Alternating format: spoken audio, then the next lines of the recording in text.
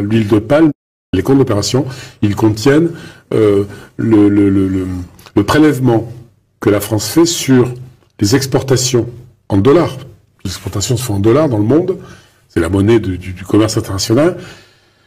Donc, par exemple, le pétrole vendu par tel pays africain, un des 14 pays concernés, l'or, le cacao, le manganèse, l'huile de palme, l'EVA, sont payés en dollars par les acheteurs dans le monde entier.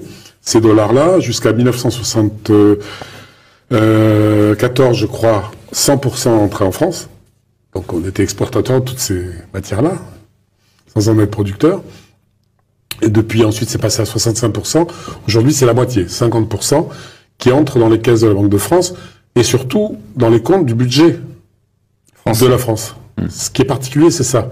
Même au temps de la zone sterling, chez les Anglais, ça existait chez les Anglais. Ils ont arrêté tout ça, il y a longtemps.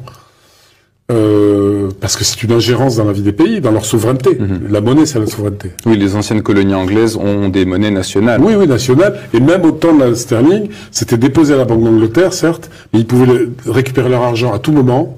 Ça n'était pas intégré au budget britannique.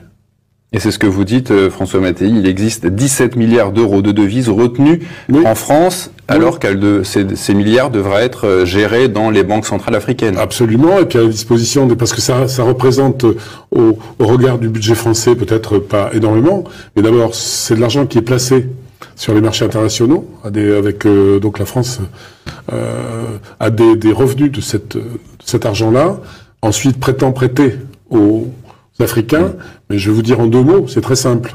Vous avez des comptes d'opération de tous les pays africains, 14 pays. Quand la Côte d'Ivoire, il y a des pays qui sont toujours en positif sur leur compte, il y en a qui sont toujours juste ou en négatif. Alors, on prend sur l'argent de ceux qui sont en positif et qu'on détient pour prêter à ceux qui sont en négatif. Donc on prête l'argent des Africains aux Africains.